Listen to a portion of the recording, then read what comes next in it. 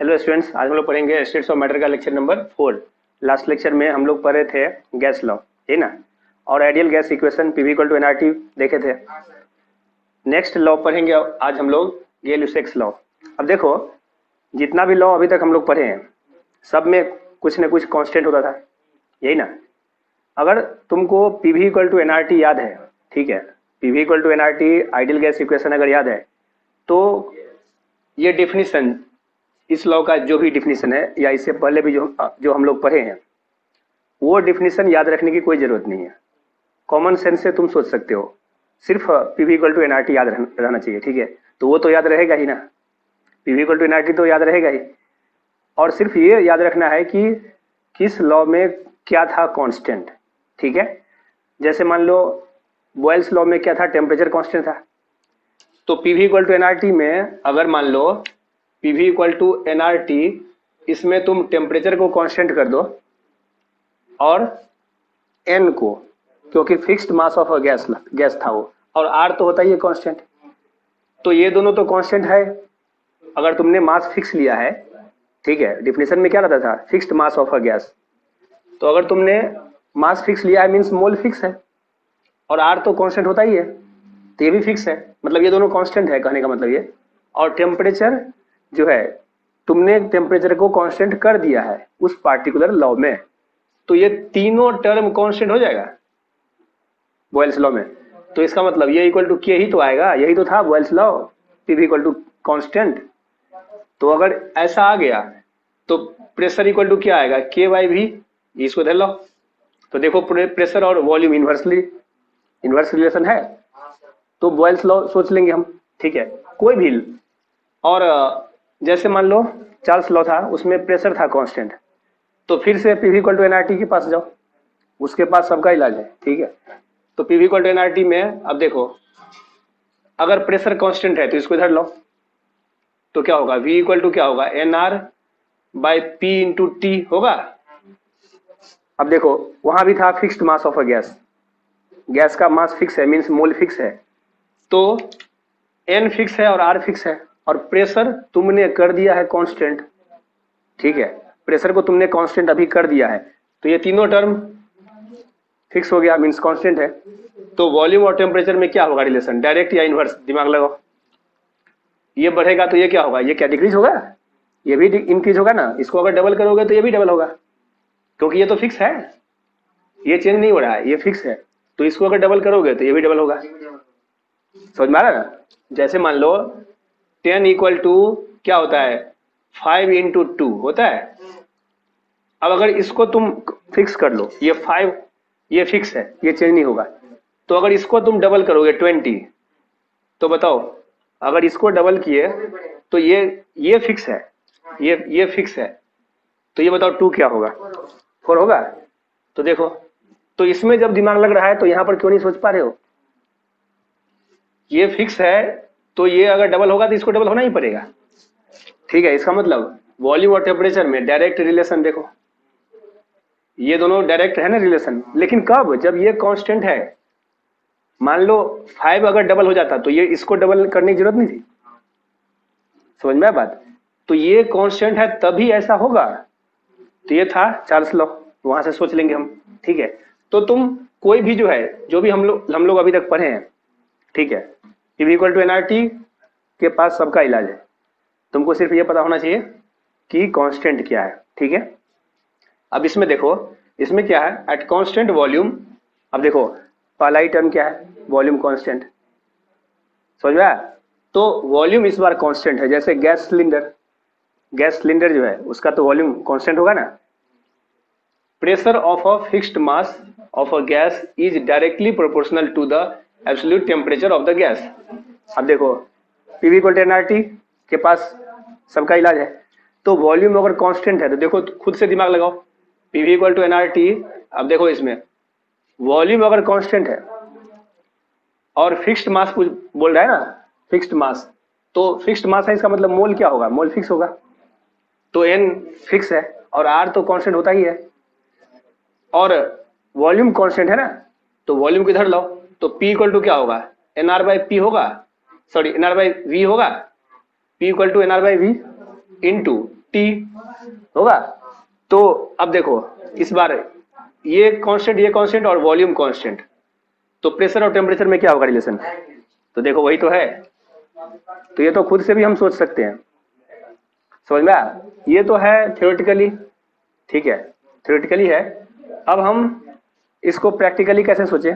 तो देखो ये है क्लोज कंटेनर, जैसे गैस सिलेंडर, तो गैस सिलेंडर का तो वॉल्यूम कांस्टेंट होता है ना, तो ये है क्लोज कंटेनर, इसका वॉल्यूम कांस्टेंट है, ठीक है। और ये तुमने इसको, इसका टेम्परेचर बढ़ा दिया, मीन्स इसको हीट किया, ठीक है। तो टेम्परेचर अगर बढ़ा दिया तो टेम्परेचर बढ़ेगा और वॉल्यूम नहीं बढ़ रहा है। जैसे मान लो गैस सिलेंडर को क्या करो तुम, ये क्या कहते हैं उसको, धूप में जाकर रख दो सनलाइट के सामने, ठीक है। तो मॉर्निंग में जब सनलाइट नहीं था तब, और दोपहर में समर के टाइम में जब टेम्परेचर बहुत हाई है, ठीक है, उस टाइम, तो दोनों टाइम क्या है, वॉल्यूम तो सेम है, गैस सिलेंडर का वॉल्यूम तो फिक्स होगा ना, लेकिन दोनों टाइम प्रेशर क्या सेम होगा? प्रेशर चेंज होगा, ठीक है। जब टेम्परेचर ज्यादा है, टेम्परेचर अगर ज्यादा होगा तो क्या होगा, गैस मॉलिक्यूल का स्पीड बढ़ जाएगा, ठीक है। तो गैस मॉलिक्यूल अब ज्यादा स्पीड से ये वॉल को स्ट्राइक करेगा, तो क्या होगा, इस वॉल पर, कंटेनर पर ज्यादा स्पीड से फोर्स लगाएगा, तो प्रेशर बढ़ेगा। तो कॉमन सेंस से भी हम सोच सकते हैं, समझ में आया बात?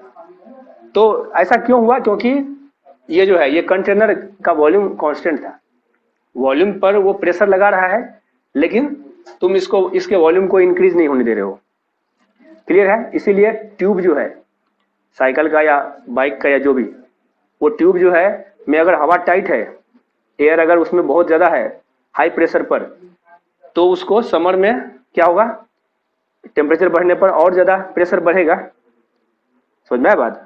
तो वो जो है ट्यूब, साइकिल का ट्यूब हो या जो भी बाइक का हो, तो अगर वो ये क्या कहते हैं बहुत ही ये पुराना है, बहुत ये मतलब न्यू नहीं है, तो सही कंडीशन में नहीं है, तो हो सकता है वो बर्स्ट हो जाए, ठीक है।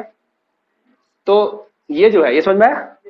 तो ये टेम्परेचर अगर इंक्रीज करेंगे तो क्या होगा, प्रेशर बढ़ेगा, क्योंकि वॉल्यूम कांस्टेंट है।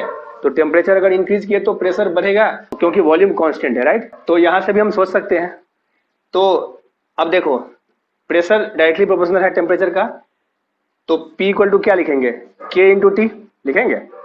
T को इधर लाओ तो P by T equal to क्या होगा, कांस्टेंट। यहां भी देखो T को इधर लाओ तो P by T equal to क्या होगा, NR बाई V, कांस्टेंट। तो यहां से भी हम सोच सकते हैं P बाई टी होगा क्या, कांस्टेंट। तो अब देखो यहां पर मान लो प्रेशर P है और टेम्परेचर T है, ठीक है। तो यहां पर टेम्परेचर बढ़ाने के बाद मान लेते हैं हम, यहां पर टेम्परेचर हो गया डबल या ट्रिपल, कुछ भी मान लो ये हो गया 3 टाइम्स इंक्रीज हो गया टेम्परेचर, तो बताओ तो प्रेशर कितना इंक्रीज करेगा, सेम 3 टाइम्स, यही ना, क्योंकि दोनों का रेशियो कांस्टेंट होना चाहिए, ठीक है। तो जिस रेशियो में टेम्परेचर इंक्रीज करेगा सेम रेशियो में प्रेशर भी, तो ये हो जाएगा 3P, समझ में आया? ये हो जाएगा 3P, तो रेशियो दोनों का सेम ही होगा, क्लियर है? चलो तो ये समझ में आ गया कि प्रेशर और टेम्परेचर का रेशियो जो होगा वो कांस्टेंट होगा, राइट? चलो अब देखो एग्जाम में क्वेश्चन जो आता है, क्वेश्चन क्या करेगा तुमको, अभी तक जो हमने पढ़ा है, ये अभी तक जो लॉ पढ़े हैं, कभी था प्रेशर कांस्टेंट, कभी टेम्परेचर कांस्टेंट, और ये है कैसा, वॉल्यूम कांस्टेंट, ठीक है। तो अगर एक है कांस्टेंट, तो एक कांस्टेंट है तब तो PV इक्वल टू NRT में कोई एक कांस्टेंट है, तो उसको रख के और हम इजिली ये जो है इजिली क्वेश्चन सॉल्व कर सकते हैं। कोई एक कांस्टेंट है और दूसरे में रिलेशन फाइंड करना है, जैसे इसमें क्या था, इसमें वॉल्यूम है कांस्टेंट, ठीक है, तो वॉल्यूम कांस्टेंट है और fixed mass of a gas है, ठीक है। तो fixed mass of a gas है और वॉल्यूम कांस्टेंट है, तो ये सिलेंडर वाला केस है, वॉल्यूम कांस्टेंट है, तो हम क्या करेंगे, गैस सिलेंडर को टेम्परेचर बढ़ाएंगे तो प्रेशर बढ़ जाएगा। तो देखो यहाँ पर ये गैस का जो है मोल मीन्स मास फिक्स है, कांस्टेंट है, ठीक है, गैस सिलेंडर का केस है ये। तो n कांस्टेंट है, मोल R तो होता है ये कांस्टेंट, और वॉल्यूम को तुमने कर दिया है कांस्टेंट, ठीक है। तो प्रेशर और टेम्परेचर दो ही वेरिएबल रह गया, तो हम डायरेक्टली जो है ऐसा बोल सकते हैं कि प्रेशर और टेम्परेचर में जो रिलेशन है वो क्या है, वो डायरेक्टली है, मीन्स ये इंक्रीज करेगा तो ये भी इंक्रीज करेगा, क्लियर? प्रेशर और टेम्परेचर में डायरेक्ट रिलेशन है, तो हम दो वेरिएबल में रिलेशन इजिली फाइंड कर लिए। लेकिन एग्जाम में तुमको हमेशा इतना इजी क्वेश्चन नहीं देगा, ठीक है। एग्जाम में हमेशा इजी क्वेश्चन नहीं देगा कि सिर्फ 2 वेरिएबल में तुमको रिलेशन से आंसर आ जाए। कभी कभी क्या करेगा, 3 वेरिएबल, ठीक है, 3 वेरिएबल या हो सकता है 4 वेरिएबल, मतलब ज्यादा वेरिएबल भी रह सकता है, कहने का ये मीनिंग है। जैसे मान लो क्या किया कि इसमें अभी क्या था, वॉल्यूम कांस्टेंट है और ये मोल भी कांस्टेंट है, ठीक है, मोल भी कांस्टेंट है, तो टेम्परेचर बढ़ाएंगे तो प्रेशर बढ़ जाएगा, ठीक है। गैस सिलेंडर है, अंदर गैस का मोल कांस्टेंट है, टेम्परेचर बढ़ाएंगे प्रेशर बढ़ जाएगा। तो तुम तो इजीली आंसर कर सकते हो कि टेम्परेचर अगर इसका ट्रिपल हुआ या डबल हुआ तो प्रेशर भी उसी रेशियो में बढ़ेगा। अगर ट्रिपल हुआ है टेम्परेचर तो प्रेशर भी 3 टाइम्स हो जाएगा, ठीक है। लेकिन क्वेश्चन मान लो ऐसा आया कि क्या बोलेगा कि एक बार टेम्परेचर को 3 टाइम्स कर दिया गया, ठीक है, उसके बाद क्या बोला, उसमें थोड़ा सा होल कर दिया गया, थोड़ा सा गैस सिलेंडर में थोड़ा सा होल कर दिया गया और इसमें से कुछ गैस लीक होकर बाहर निकल गया, हो सकता है ना। और कुछ देर के बाद इसमें से बोलेगा कि 1/3 जो है गैस निकल गया बाहर, ऐसा कुछ बोल सकता है। क्वेश्चन तो कुछ भी पूछ सकता है ना। तो कुछ गैस बाहर निकल गया और फिर क्या बोलेगा कि टेम्परेचर में बाद में कोई चेंजिंग नहीं हुआ, तो टेम्परेचर जो था यहां पर वही रहेगा।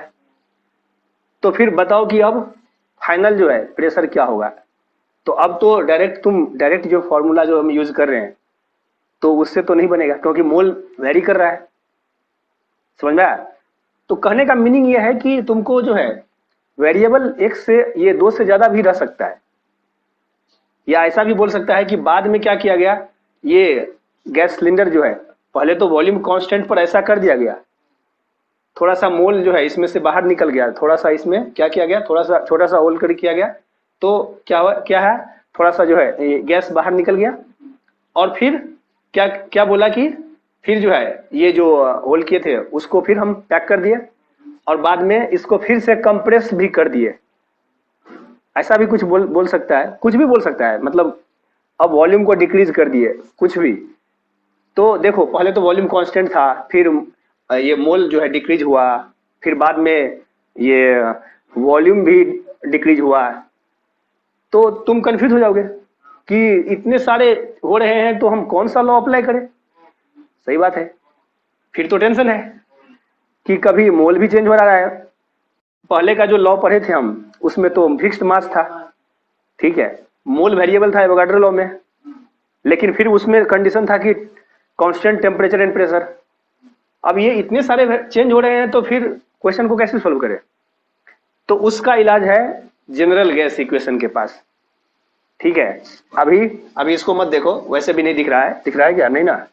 तो अब बताओ, नहीं दिख रहा है, तो अब बताओ कि PV = nRT में क्या क्या वेरिएबल है, प्रेशर वॉल्यूम ये सब वेरिएबल है, मतलब वेरी कर सकता है, प्रेशर वॉल्यूम और टेम्परेचर, यही ना, मोल भी।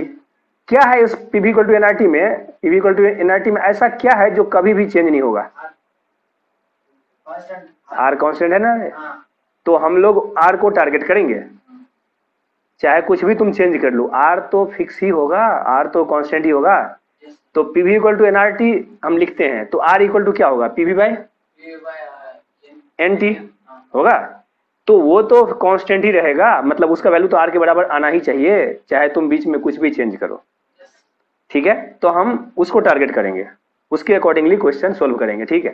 तो अब देखो PV = nRT, इसमें इससे पहले क्या था, इससे पहले कभी हम लोग प्रेशर को कांस्टेंट करते थे, कभी ये टेम्परेचर को, कभी वॉल्यूम को, अभी जैसे वॉल्यूम को किए हैं। लेकिन अब क्या कर रहे हैं, अगर बहुत सारे वेरिएबल है तो R तो हमेशा कांस्टेंट होगा। तो इसको हम लोग बोलते हैं क्या, जनरल गैस इक्वेशन, ठीक है। PV = nRT में देखो R क्या होगा, PV/NT, तो R है कांस्टेंट, तो इसका मतलब PV/NT तो हमेशा ही कांस्टेंट होगा। तो ये जो इक्वेशन है वो तुमको हमेशा काम आएगा, समझ में आया। अब तुम बोलोगे फिर अगर एक ही लॉ रहा तो फिर हमको इतना कॉम्प्लिकेटेड जो है, इतना कॉम्प्लिकेटेड इक्वेशन फिर क्यों यूज करना है। सही बात है। अब अगर तुमको एक लॉ का क्वेश्चन आया, कोई सिंगल, जैसे ये बॉयल्स लॉ, या मान लो ये तब भी इससे आंसर आ जाएगा। कैसे? जैसे मान लो देखो अभी जो है ये क्या आएगा, PV by N T constant होगा ना, तो P1 V1 by N1 T1 equal to P2 V2 by N2 T2। ठीक है, अब इसमें देखो प्रेशर, वॉल्यूम, मोल, टेम्परेचर चारों वेरिएबल है।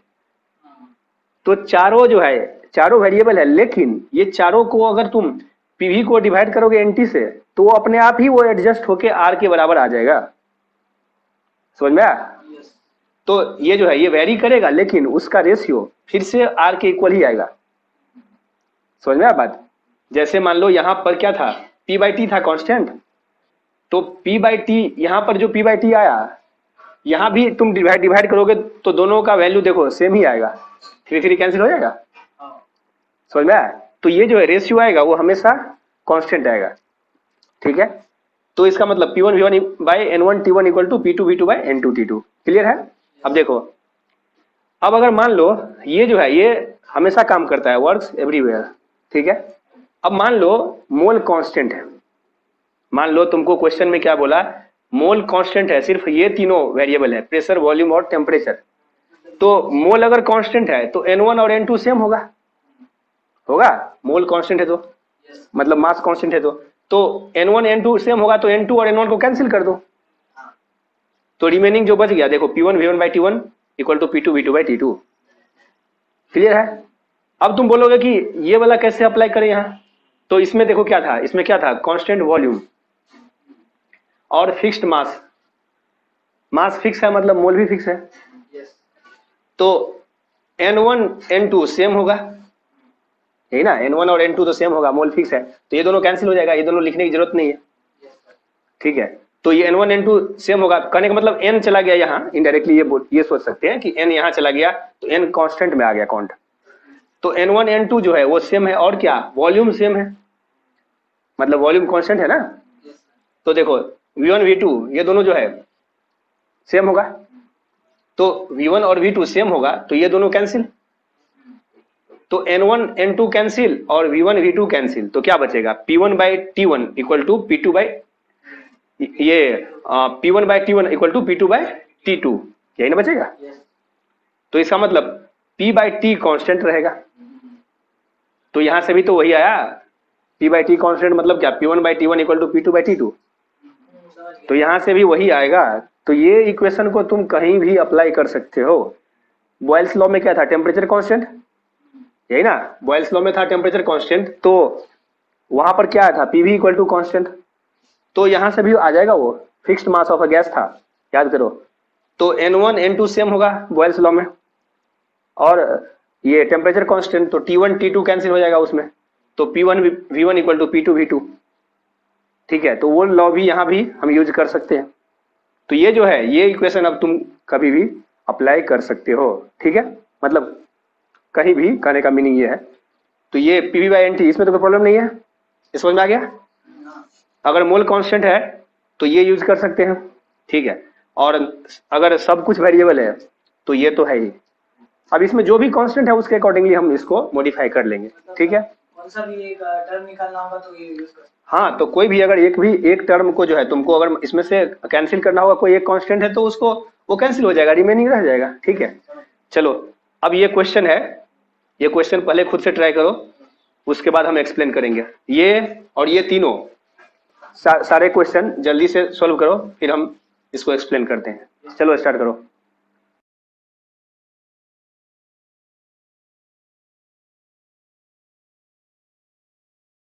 आगे आंसर देखो, इसमें क्या पूछ रहा है, 0.82 litre of an ideal gas weigh 6 gram at 127 degree C and 2 atm pressure, find molar mass of gas.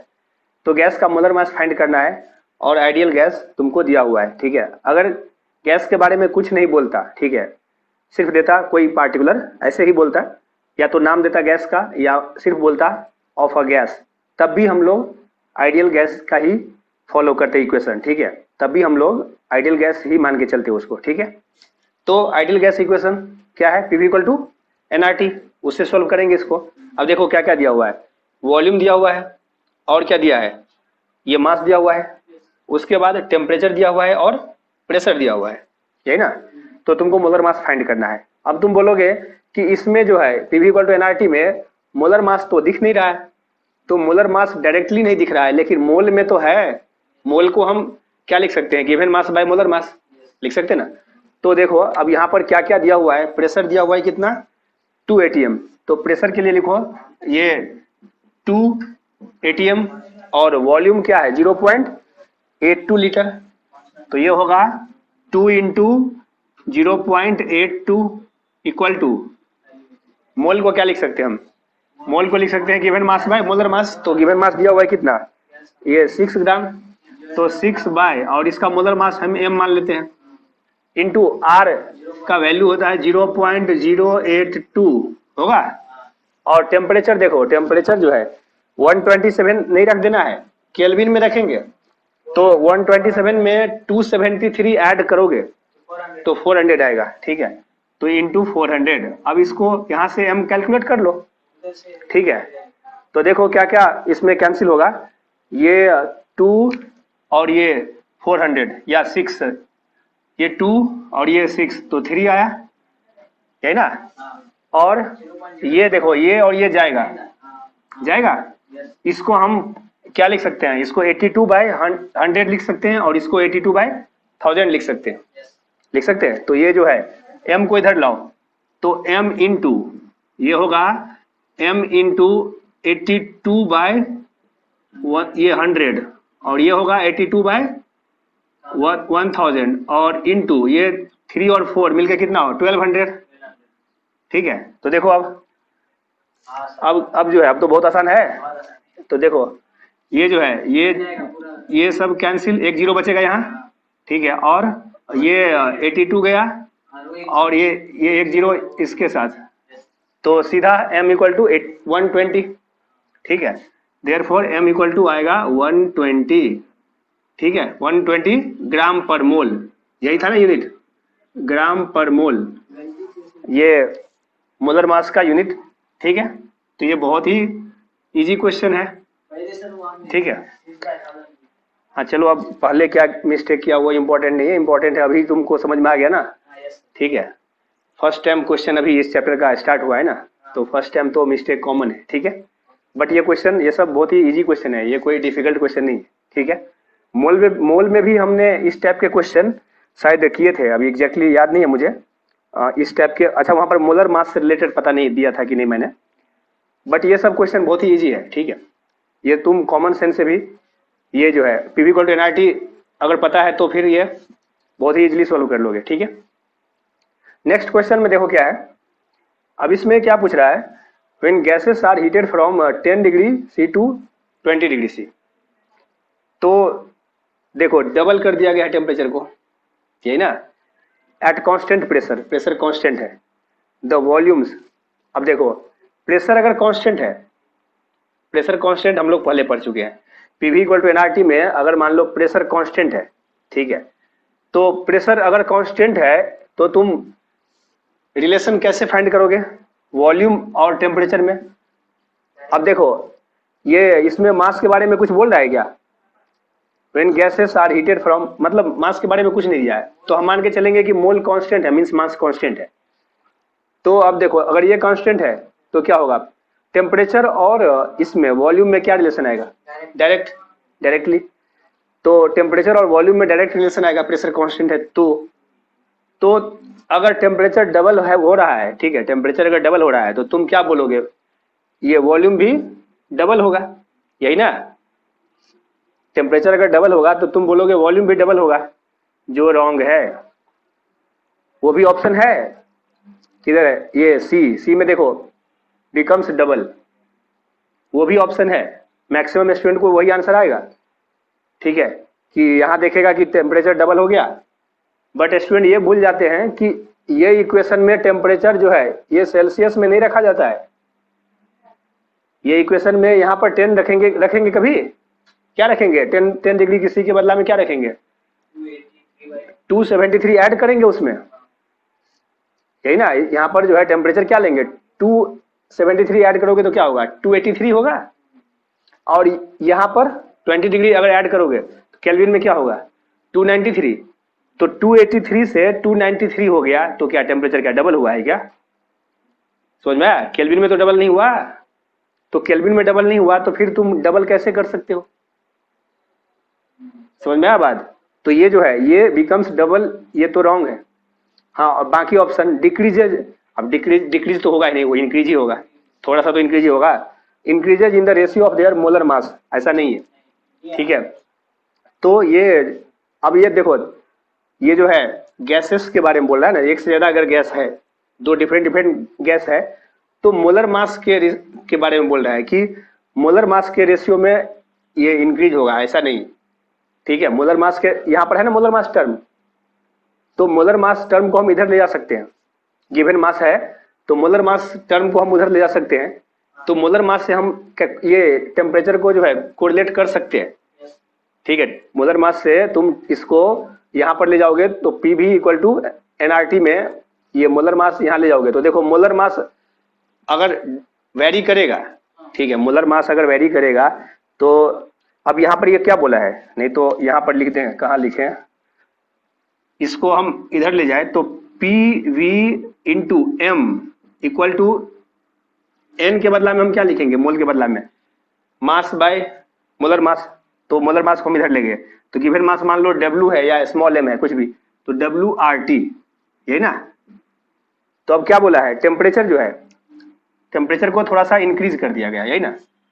तो टेम्परेचर को इंक्रीज कर दिया गया है तो बोल रहा है कि वॉल्यूम जो है ये मोलर मास के रिस्पेक्ट में इंक्रीज करेगा, ऐसा है क्या? वॉल्यूम के बारे में पूछ रहा है ना, तो मोलर मास को इधर लाओगे, इसको इधर नहीं ले जाना था, इधर ही लाना था, तो इसको जो है, और प्रेशर कांस्टेंट है तो वॉल्यूम को एक साइड रखो और बाकी WRT बाय PM को इधर लाओ, तो क्या मोलर ये वॉल्यूम जो है ये क्या सिर्फ मोलर मास के रेशियो में डिपेंड करता है क्या?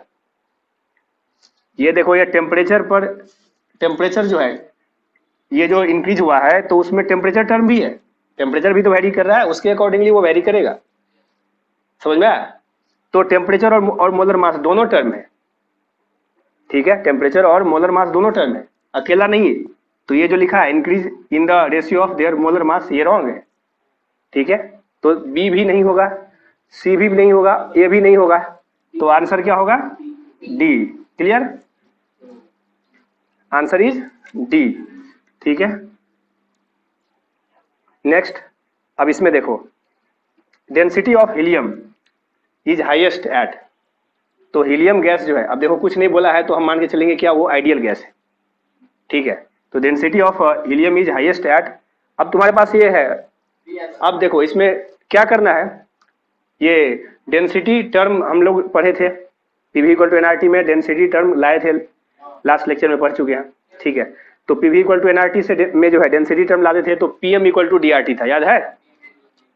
तो देखो इसको कैसे सोल्व करेंगे, PM इक्वल टू DRT, ये अब PM इक्वल टू DRT में, अब देखो ये मोलर मास जो है हीलियम का वो तो फिक्स होगा, तो PM इक्वल टू DRT में देखो मोलर मास जो है वो तो फिक्स है, हीलियम के लिए मोलर मास तो फिक्स है ना। उसके बाद क्या क्या वेरी क्या कर रहा है, इसमें ऑप्शन में देखो टेम्परेचर और प्रेशर को वेरी कर रहा है वो, है ना। तो टेम्परेचर और प्रेशर को एक साथ लो, मोलर मास तो फिक्स है ना, तो इसको इधर ले जाओ, तो इसको इधर ले जाओगे तो क्या होगा, डेंसिटी पूछ रहा है ना कि डेंसिटी हाईएस्ट किसका होगा, तो डेंसिटी टर्म को अकेले रखो, तो यहां से बताओ तो डेंसिटी इक्वल टू क्या आएगा, ये PM बाय RT, ये डेंसिटी को, अरे इसको इधर लाएंगे ना हम, तो density equal to PM by RT होगा। अब देखो इसमें मोलर मास जो है ये तो कांस्टेंट है, यही ना, और R तो होता ही है कांस्टेंट, तो तुमको देखना है प्रेशर और टेम्परेचर का रेशियो किसमें ज्यादा है चारों ऑप्शन में, ठीक है। तो STP पर क्या होता है, टेम्परेचर 0 डिग्री, तो ऐसा नहीं कि यहाँ 0 रख दो और 0 रख दो टेम्परेचर की जगह और बोलोगे 0 से डिवाइड करेंगे तो इनफाइनाइट होगा, ज्यादा मैथ लगा दो इसमें, तो ये फिर हाईएस्ट होगा, ऐसा नहीं है।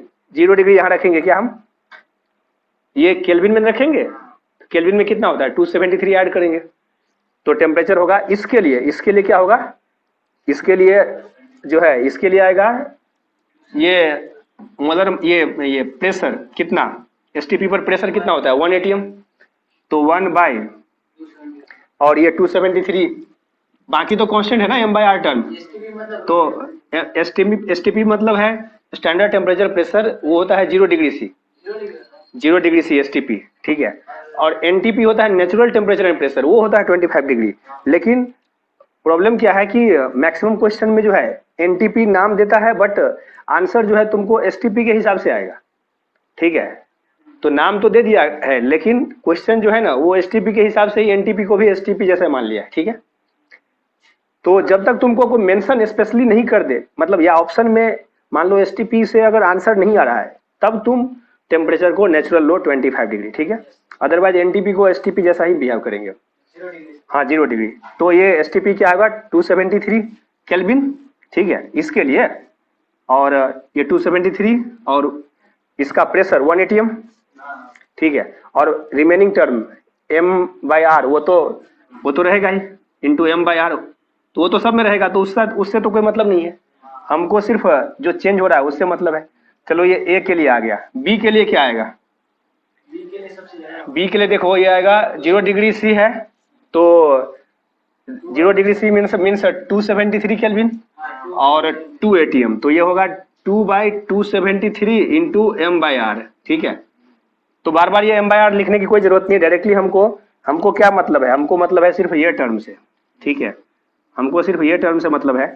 नेक्स्ट है ये, इसमें देखो क्या है, इसमें है 1 atm, तो 1 बाई कितना लिखेंगे, 1 बाई, नहीं तो इसको यहाँ लिखे, ये 1 बाई 273 डिग्री सी है, तो इसको केल्विन में कन्वर्ट करोगे तो ये हो जाएगा इसका डबल, तो ये हो जाएगा 546 होगा।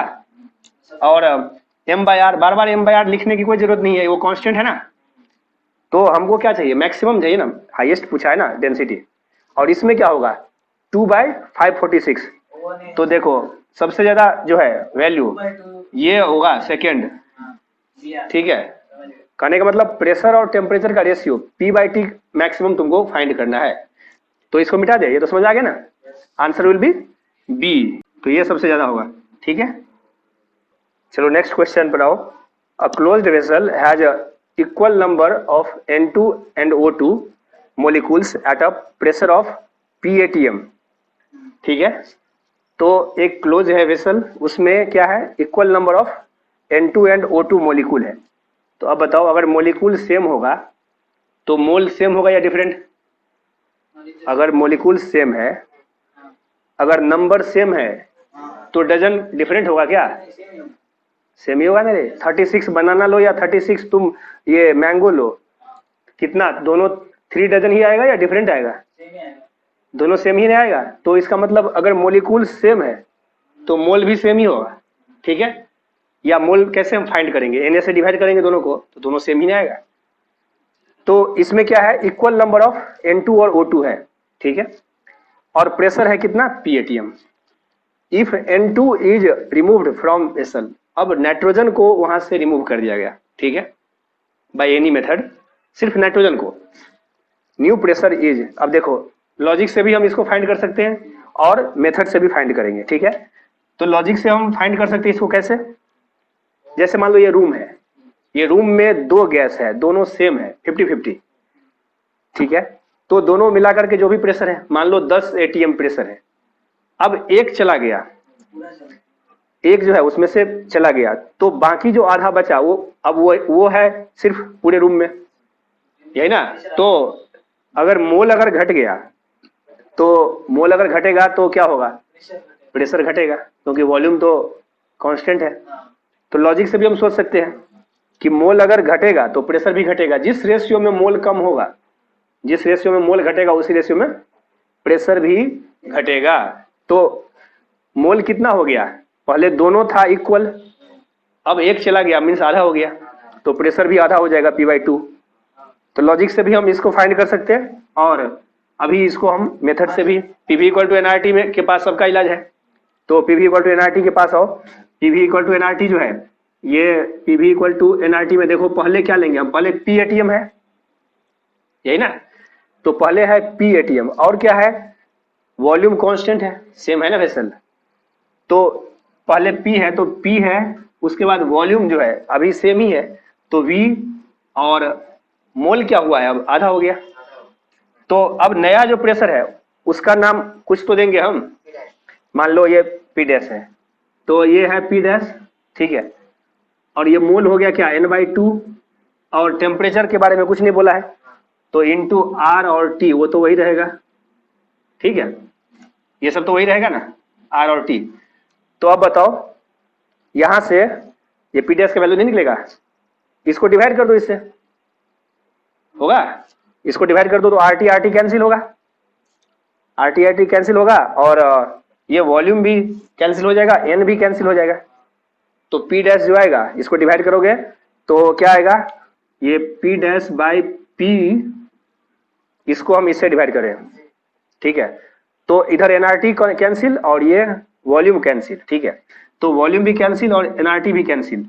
P dash by P equal to जो आएगा, क्या आएगा, ये आएगा 1/2, सब कुछ कैंसिल हो जाएगा। तो पी डैश क्या आएगा, पी को इधर ले जाओ, p/2 आएगा, ठीक है।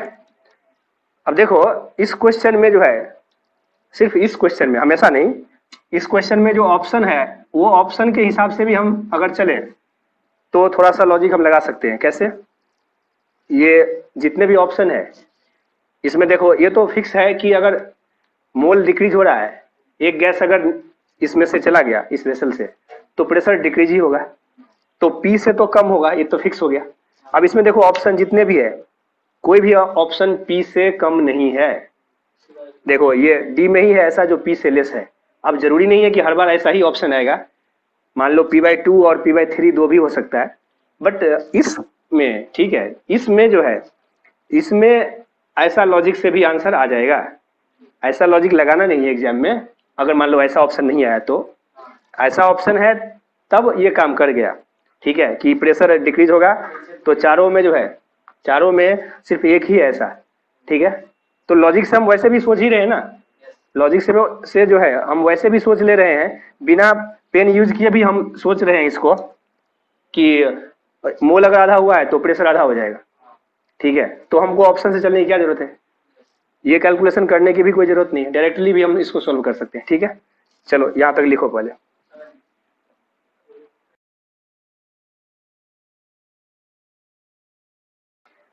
नेक्स्ट गैस लॉ में लिखो Dalton's law of partial pressure.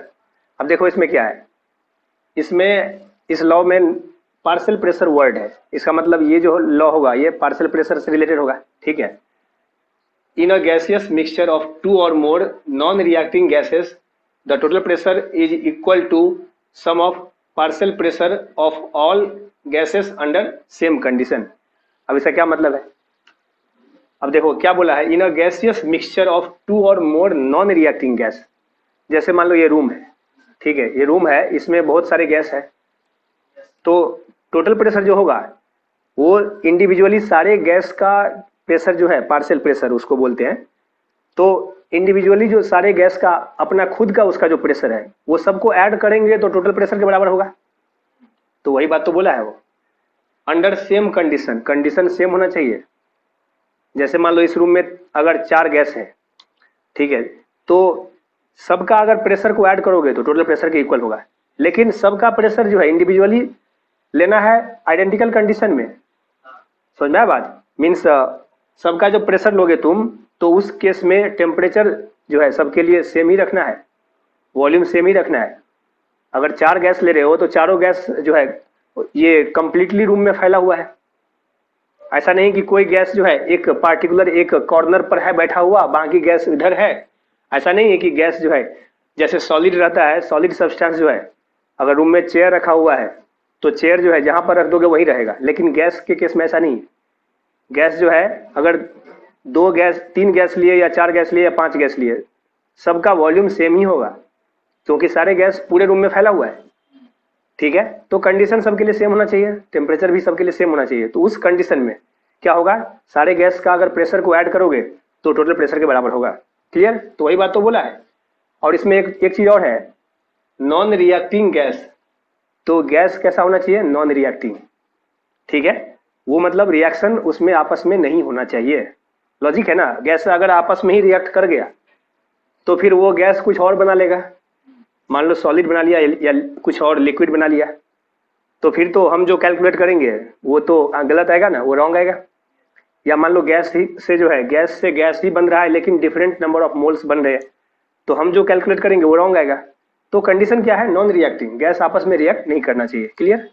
जैसे मान लो ये है कंटेनर, इसमें 3 टाइप के गैस मिक्स है, ठीक है, 3 टाइप के गैस है ए बी सी, कलर भी हमने चेंज कर दिया है तीनों का, ठीक है। तो ये जो है 3 टाइप के गैस है ए बी सी। तो अब बताओ ये टोटल मोल जो होगा वो तीनों को इक्वल, ये तीनों को ऐड करके आएगा, है ना। इसका जो टोटल मोल होगा वो तीनों गैस के मोल को ऐड करेंगे तो जो है टोटल मोल के इक्वल आएगा। तो NT क्या होगा, Na plus NB plus NC, ठीक है। और इसका जो प्रेशर होगा, इसमें जो टोटल प्रेशर होगा वो इसका प्रेशर प्लस इसका प्रेशर प्लस इसका प्रेशर, तीनों का प्रेशर को ऐड करके आएगा। क्लियर है ना। तीनों के प्रेशर को ऐड करेंगे PA plus PB plus PC, तो आएगा क्या आएगा, इसका टोटल प्रेशर आ जाएगा। क्लियर है, समझ में आया बात। तो यहाँ जो है प्रेशर टोटल आ जाएगा इस तीनों के ऐड करके। तो ये जो PA PB और PC है ये क्या है, ये है partial pressure of A of B of C। तो तीनों को इंडिविजुअली ऐड करोगे तो टोटल प्रेशर के इक्वल आएगा। क्लियर। अब चलो आइडियल गैस इक्वेशन, ये जो है IG मीन्स ये शॉर्ट फॉर्म है ideal gas equation, PV equal to nRT, ये तो पता है। अब देखो, अब जो ये बोला है ये कि पार्शियल प्रेशर को ऐड करके आता है टोटल, तो हम उससे जो है उसको अप्लाई करेंगे यहाँ पर आइडियल गैस, ये आइडियल गैस इक्वेशन में, ठीक है। अब देखो PV इक्वल टू nRT में ये वॉल्यूम जो है, ये वॉल्यूम तो फिक्स है, यही ना, वॉल्यूम फिक्स है। अब मान लो तुम ये जो है ये आइडियल गैस इक्वेशन तुम टोटल गैस पर अप्लाई कर रहे हो, मीन्स ये टोटल कंप्लीटली तीनों का मिक्सचर पर अप्लाई कर रहे हो, कहने का ये मतलब है, ठीक है। तो ये बताओ मोल जो आएगा वो मोल क्या आएगा, टोटल मोल आएगा। PV इक्वल टू nRT अगर अप्लाई करना है यहाँ पर, तो प्रेशर कौन सा लोगे, अगर मान लो टोटल लोगे, इसमें देखो अगर टोटल प्रेशर लोगे तो मोल भी तुमको टोटल लेना पड़ेगा। अगर तुम पार्शियल प्रेशर लोगे तो मोल भी तुमको पार्शियल लेना पड़ेगा। सिर्फ जिसका ले रहे हो उसी का तुमको मोल लेना है, ठीक है। तो तुमको अगर ये PV equal to nRT apply करना है तो थोड़ा ध्यान रखना है कि तुम किसका जो है प्रेशर कौन सा ले रहे हो। अगर टोटल प्रेशर ले रहे हैं तो मोल भी टोटल लेना है। टेम्परेचर का तो कोई टेंशन ही नहीं है, टेम्परेचर तो सेम ही है, ठीक है। वॉल्यूम का कोई टेंशन ही नहीं है, ये क्लोज कंटेनर है तो वॉल्यूम तो फिक्स ही है। जैसे मान लो अभी हम क्या कर रहे हैं, टोटल ले रहे हैं, टोटल अगर ले रहे हो तो बताओ अगर टोटल लोगे तो प्रेशर जो है, अगर टोटल लोगे तो मोल टोटल लेना पड़ेगा, तो ये जो है मोल टोटल लेना पड़ेगा तुमको। तो अगर मोल अगर टोटल लोगे तो ये प्रेशर भी टोटल लेना पड़ेगा। तो टोटल मोल के लिए क्या लिख सकते हैं हम, NT के लिए क्या लिख सकते हैं, Na plus NB plus NC लिख सकते हैं। अब देखो ये जो है वॉल्यूम को इधर लाओ, ठीक है, पहले इसको ये ब्रैकेट को ओपन करो तो क्या होगा, NaRT plus NbRT plus NcRT होगा, यही ना। वॉल्यूम को हम इधर लाए, वॉल्यूम से अगर डिवाइड करेंगे तीनों को तो क्या होगा, वॉल्यूम से डिवाइड करके सबको सेपरेट करो। अब इतना तो मैथ हम मान के चलते, ये सब तो आता ही है, सब बेसिक। तो ये क्या आएगा, देखो NaRT बाई V आएगा, NbRT by V, NcRT by V आएगा। अब देखो ये जो है ये टर्म, अगर मान लो तुम सिर्फ A गैस के लिए, गैस नंबर A के लिए अप्लाई करता तो यहाँ क्या लिखता, PAV इक्वल टू NaRT लिखता। सिर्फ अगर गैस नंबर A के लिए अप्लाई करता, ये सारे गैस आइडियल ही है ना, आइडियल गैस ही है ना, तो ये इक्वेशन हम इंडिविजुअली एक गैस पर भी अप्लाई कर सकते हैं। तो वॉल्यूम तो सबके लिए सेम है, क्योंकि ये गैस जो है, ऐसा नहीं कि ये गैस यहाँ पर साइड में बैठा हुआ है, कोई भी गैस लो वो तो पूरे वॉल्यूम में, कंप्लीट वॉल्यूम में फैल गया है, तो वॉल्यूम तो सेम होगा, टेम्परेचर भी सेम है। तो अगर हम मान लो यहाँ पर A लिए, ये T की जगह, T मीन्स टोटल, तो यहाँ A लेंगे तो यहाँ पर A लेना पड़ेगा। तो बताओ ये जो है PA क्या आएगा, NaRT बाई V आएगा, यही ना आएगा। V को इधर लाओगे तो NaRT बाई V आएगा PA, तो यही तो आया है NaRT बाई V। तो इसके बदला में हम क्या लिख सकते हैं, PA लिख सकते हैं कि नहीं, हाँ लिख सकते हैं। NaRT बाई जो है V जो है, इसके बदला में PA लिख सकते हैं कि नहीं, हाँ लिख सकते हैं। समझ में आया। तो ये PA होगा, ये PB होगा और ये पीसी होगा।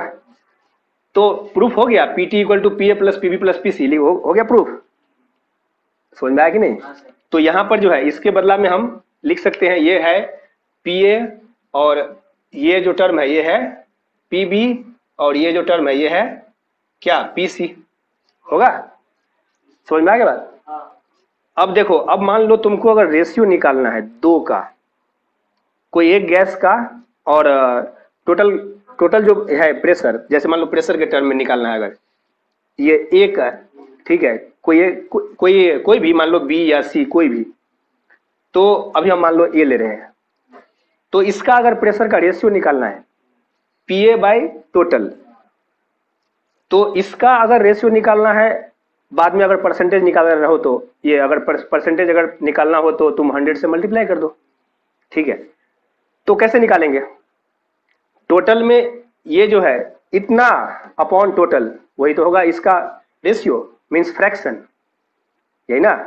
तुम्हारे घर में मान लो तुम जो है टोटल ये क्या कहते हैं, टोटल मान लो खाना बनता है 10 kg, तो उसमें से 2 kg तुम खा रहे हो, तो तुम कितना खा रहे हो परसेंटेज में निकालोगे तो कैसे निकालोगे? 2/10 इंटू 100। फ्रैक्शन में कैसे निकालोगे? 2/10, यही ना। तो वो जो है वो तुम्हारा पार्शियल कंट्रीब्यूशन है खाने में, यही ना। तो यहाँ पर जो है ये पार्शियल वर्ड आया है, उसका जो कंट्रीब्यूशन है, तो जैसे मान लो ए का हमको निकालना है पार्शियल प्रेशर, ठीक है, तो ये तो आ गया ए का ना, ये ए का, ये बी का, ये सी का, ये तीनों का इंडिविजुअल है, टोटल में ये तीनों का कंट्रीब्यूशन है ना। तो ये जो है अगर तुमको निकालना है इसका रेशियो, ठीक है, इसका रेशियो निकालना मतलब मीन्स परसेंटेज एक तरह से बोलो या फ्रैक्शन जो भी, तो पीए बाई पीटी करेंगे। जैसे खाने में ये 10 kg है और 2 kg तुम खा गया, तो 2 बाई क्या करेंगे, 10 करेंगे, तो वो आएगा ना फ्रैक्शन। तो पीए बाई टोटल पीटी करेंगे, तो ये क्या आएगा, ये आएगा रेशियो प्रेशर, ये पार्शियल प्रेशर और टोटल प्रेशर का रेशियो आएगा। अब देखो ये क्या, ये जो है ये इक्वल टू क्या होगा, पीए ये था और पीटी क्या था, पीटी क्या था, पीटी जो है ये ए जहां पर है वहां पर टी आ जाएगा, यही ना। यहां से देखो ना, N T R T by भी पीटी है ये ना। तो देखो यहां से क्या क्या कैंसिल होगा, आर टी कैंसिल होगा और वॉल्यूम कैंसिल होगा, डिवाइड किया हुआ है ना, तो क्या बचेगा, N A by N T बचेगा। तो देखो प्रेशर का जो रेशियो है वही रेशियो मोल का भी हुआ है। लॉजिक से भी हम चल सकते हैं, कैसे, PV equal to nRT, PV equal to nRT में देखो अगर आर टी कॉन्स्टेंट है, मतलब आर तो होता ही है कॉन्स्टेंट, टेम्परेचर कॉन्स्टेंट है, वॉल्यूम और वॉल्यूम भी कॉन्स्टेंट है यहाँ, तो ये कॉन्स्टेंट और ये कॉन्स्टेंट, तो प्रेशर और मोल में डायरेक्ट रिलेशन। तो वॉल्यूम अभी कांस्टेंट है, तो वॉल्यूम कांस्टेंट है तो प्रेशर और मोल में डायरेक्ट रिलेशन। तो यहाँ से भी हम लॉजिक से भी हम ये जो है ये सोच सकते हैं, और मतलब इससे भी हम ये सोच सकते हैं, वैसे अभी मैथमेटिकली हम प्रूफ भी कर दिए, तो उसमें भी इसी का यूज किया गया है, ठीक है। अब डायरेक्टली भी हम इसको सोच सकते हैं। अब देखो पीए बाई पीटी जो है वो क्या आया, N A by N T आया, तो N A by N T का नाम क्या देंगे, ये क्या है, mole of A upon total mole. तो हम लोग पहले पढ़े हैं कभी इसके लिए कोई टर्म, कंसंट्रेशन टर्म में याद है, इसके लिए क्या था, एक्स मीन्स क्या, नाम क्या था, मोल फ्रैक्शन, ठीक है। तो ये जो होगा ये होगा मोल फ्रैक्शन ऑफ ए, ठीक है, मोल फ्रैक्शन ऑफ ए। तो यहां से अब ये आ गया, मान लो तुम भूल भी गए, ठीक है, अगर मान लो तुम भूल भी गया तो बस तुमको ये अगर याद है तो उससे भी सोच सकते हो, प्रेशर का जो रेशियो होगा वही होगा मोल का रेशियो, और ये N A by N T जो है वो मोल फ्रैक्शन ऑफ ए होता है, ठीक है। तो यहां से जो है दो फॉर्मूला आएगा, तो या तो इसको याद रखो या लॉजिक से तुम सोच लो। तो पी ए क्या आएगा, पी ए क्या है, पार्शियल प्रेशर ऑफ ए, इसको इधर ले जाओ पीटी को, तो क्या आएगा, इसमें मल्टीप्लाई करो तो N A by N T into PT, या इसके ये मोल फ्रैक्शन को अगर यूज ये एक इसके टर्म में अगर लिखो तो क्या आएगा, पीटी को इधर ले गए तो mole fraction of A into PT. Similarly B के लिए भी हम लिख सकते हैं, बी के लिए भी अप्लाई कर सकते हैं ना, कि अगर मान लो ये ए की जगह बी रखोगे तो यहाँ बी रखोगे तो यहाँ पर बी होगा, यहाँ सी रखोगे तो यहाँ सी होगा, ठीक है। यहाँ तक समझ में आ गया? चलो ये क्वेश्चन सोल्व करो जल्दी से, जल्दी सोल्व करो।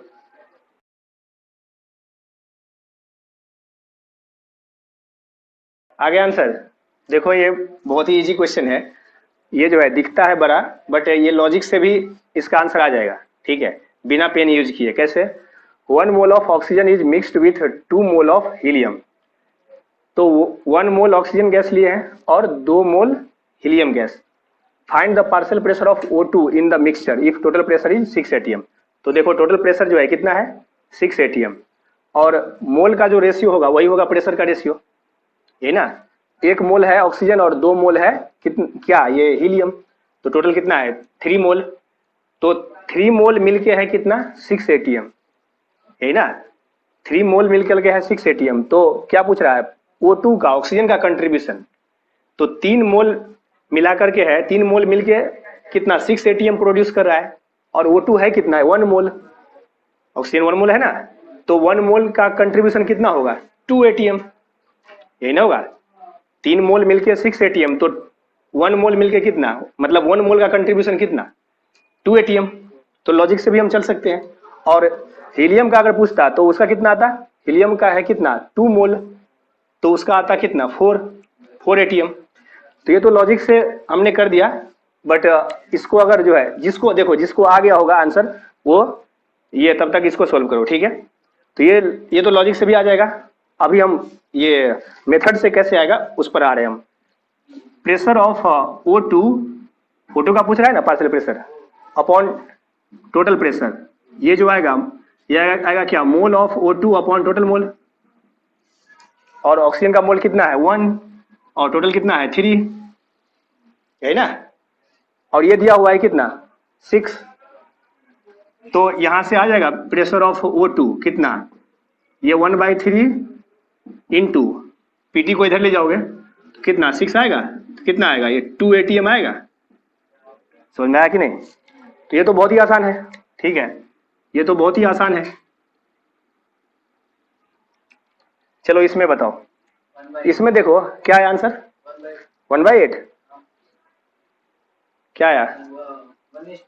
चलो सोल्व करो इसको, जल्दी सोल्व करो।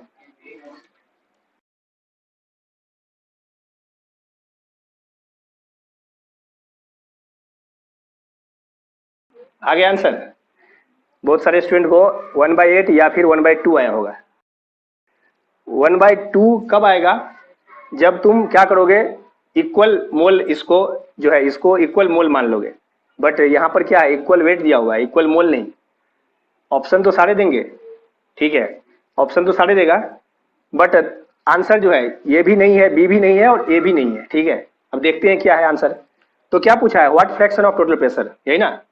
टोटल प्रेशर का जो है कितना फ्रैक्शन है वो पूछ रहा है, एक्सर्टेड बाय हीलियम। तो बेसिकली क्या पूछ रहा है, pressure of helium upon pressure of ये टोटल प्रेशर, यही ना, यही नहीं पूछ रहा है। अगर परसेंटेज पूछता तो इंटू 100 करते हैं, लेकिन परसेंटेज नहीं पूछ रहा है, फ्रैक्शन पूछ रहा है। तो ये क्या होगा, ये हमको पता है कि जो प्रेशर का रेशियो होता है, सेम रेशियो किसका होता है, मोल का।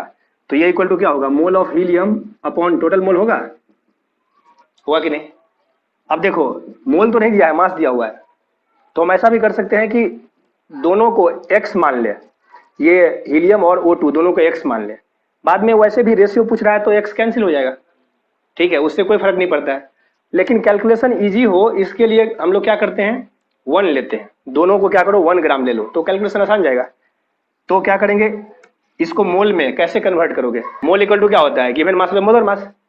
तो ये होगा 1/4, हीलियम का 4 होता है ना, अपॉन टोटल मोल। कैसे फाइंड करोगे, इसका मोल और ये O2 का मोल, मीन्स दोनों का मोल को ऐड करोगे तो टोटल मोल हो जाएगा। तो ये होगा कितना, 1/4 प्लस 1 बाई ऑक्सीजन का कितना होगा मोलर मास, 16 नहीं, ये O2 है 32, ठीक है। तो 1/32। अब देखो तो यहां से कैलकुलेट करके बताओ तो जल्दी से क्या आ रहा है आंसर, जल्दी करो। ये होगा 1/4, ये कितना होगा, 8 + 1 तो 9/32, यही ना होगा। तो ये होगा 8/9। तो answer is C. Clear, answer is C. चलो लिखो जल्दी।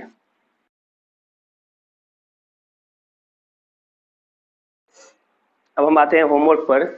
यह है लास्ट लेक्चर का होमवर्क नंबर 4। इसमें क्या पूछा था, चार्ल्स लॉ के लिए P/T वर्सेस टेम्परेचर का ग्राफ ड्रॉ करना था। तो चार्ल्स लॉ में क्या है, प्रेशर कांस्टेंट है, यही ना, प्रेशर कांस्टेंट है। अगर मान लो ये भूल गए, ठीक है, अगर मान लो आपको प्रॉब्लम हो रहा है तो PV equal to nRT, ideal gas equation के पास सबका इलाज है। जैसे मान लो ये PV इक्वल टू एनआरटी, सिर्फ क्या करना है, सिर्फ ये याद रखना है कि जिस लॉ के लिए भी पूछा जा रहा है उसमें क्या है कांस्टेंट, बस इतना ही याद रखना है। तो जैसे मान लो ये PV इक्वल टू एनआरटी में अभी क्या चार्ल्स लॉ में क्या है कांस्टेंट, प्रेशर। तो प्रेशर कांस्टेंट है तो इसको कांस्टेंट के साथ रखो, और VT पूछ रहा है ना, तो क्या करो, ये प्रेशर को इधर ले जाओ, और ये था fixed mass of a gas, तो मोल तो कांस्टेंट होगा ही, तो क्या करो, प्रेशर को इधर ले जाओ, तो V इक्वल टू क्या होगा, NR बाय ये P इंटू T होगा। तो मोल कांस्टेंट R तो होता ही है कांस्टेंट, और प्रेशर को तुमने कर दिया है कांस्टेंट चार्ल्स लॉ के लिए, तो इसका मतलब ये टर्म क्या होगा, ये टर्म कांस्टेंट, तो इसका मतलब वॉल्यूम और टेम्परेचर में डायरेक्ट रिलेशन। तो इसको हम क्या लिख सकते हैं, इसकी जगह K लिख सकते हैं, T को इधर लाओ, तो अब क्या होगा, volume upon T equal to K, यही ना। तो ये वॉल्यूम और टेम्परेचर दोनों का जो रेशियो होगा वो क्या होगा, कांस्टेंट होगा। तो VT क्या होगा, कांस्टेंट, ठीक है। टेम्परेचर में कुछ भी चेंज हो उसके अकॉर्डिंगली वॉल्यूम में भी चेंज होगा, ठीक है, और वो रेशियो कांस्टेंट आएगा। तो कांस्टेंट अगर आ रहा है इसका मतलब कुछ भी तो होगा इसका वैल्यू, और वो कांस्टेंट रहेगा। टेम्परेचर चाहे कितना भी वो बढ़े या घटे उससे कोई फर्क नहीं पड़ता, ठीक है। इसीलिए ग्राफ ऐसे आएगा, means parallel to temperature axis, ठीक है। तो ये ग्राफ ऐसे आएगा। ये है आज का होमवर्क, इसको मिटा दे, रहने दे। ये है आज का होमवर्क, ये 5, 6 और 7 इसको हम लोग एक्सप्लेन करेंगे नेक्स्ट लेक्चर में, ठीक है। चलो लिखो जल्दी।